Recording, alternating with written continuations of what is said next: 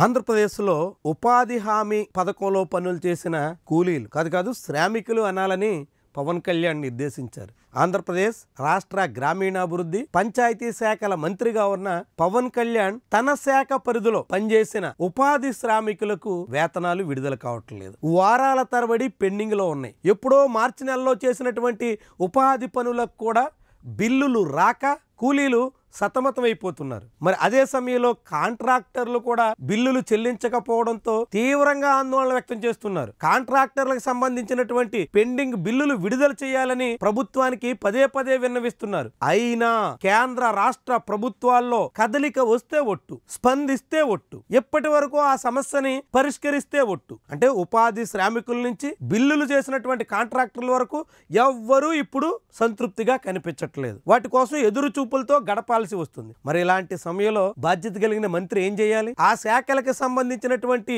మంత్రిగా ఉపాధి హామీ పథకంలో చేపట్టినటువంటి పనులన్నీ తన గొప్పే అని చెప్పుకుంటున్నటువంటి మంత్రి ఆ పన్నులకు సంబంధించినటువంటి బిల్లుల విడుదలలో జరుగుతున్నటువంటి జాప్యానికి బాధ్యత వహించాలి కదా. బిల్లులు సకాలంలో విడుదలయ్యేలా చర్యలు తీసుకోవాలి కదా. బిల్లులు జాప్యం జరగకుండా ఆయన ప్రయత్నం చేయాలి కదా. కేంద్ర ప్రభుత్వం నుంచి రావాల్సిన నిధుల విషయంలో ఆలస్యం జరుగుతుంటే అందుకు బాధ్యత తీసుకుని సమస్య పరిష్కరించే ప్రయత్నం చేయాల్సిన ఆంధ్రప్రదేశ్ ఉప ముఖ్యమంత్రి జనసేన పార్టీ అధినేత ఇప్పుడు ఎక్కడున్నారు? ఆయన ఏదో విదేశాల్లో సినిమా షూటింగ్ లో ఉన్నారు. పవన్ కళ్యాణ్ సినిమా షూటింగ్ లో ఉంటే పనిచేసిన ఉపాధి శ్రామికులు వేతనాల కోసం ఎదురు చూపులతో గడపాలనా? పనులు కాంట్రాక్టులు దక్కించుకుని పనులు చేసినటువంటి కాంట్రాక్టర్లంతా బిల్లుల కోసం ఎదురు చూపులతో సాగాలనా?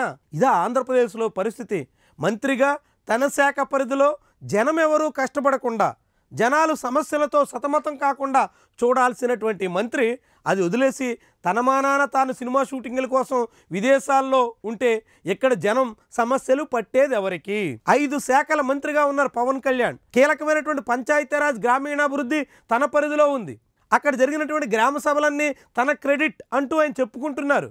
మరి ఏదైనా మంచి జరిగితే తన క్రెడిట్ అని చెప్పుకునేటువంటి మంత్రి అక్కడ జరుగుతున్నటువంటి లోపాలు, వైఫల్యాలు, పెండింగ్ బిల్లులు, వేతనాలు అందక సతమతం అవుతున్నటువంటి శ్రామికులు వీళ్ళందరి గోడు వినాల్సిన బాధ్యత లేదా? వాళ్ళందరూ సతమతం అవుతుంటే పట్టించుకోవాల్సినటువంటి అవసరం లేదా?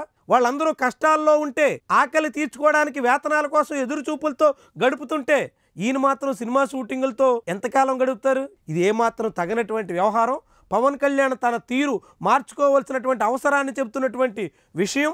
ప్రజలంతా కష్టాల్లో ఉంటే తాను సినిమా షూటింగుల్లో గడిపేస్తాను అనేటువంటి వైను ఆయనకు కానీ ఆయన పార్టీకి కానీ ఆయన ప్రాతినిధ్యం వహిస్తున్నటువంటి ప్రభుత్వానికి కానీ ఏ మాత్రం శ్రేయస్కరం కాదు.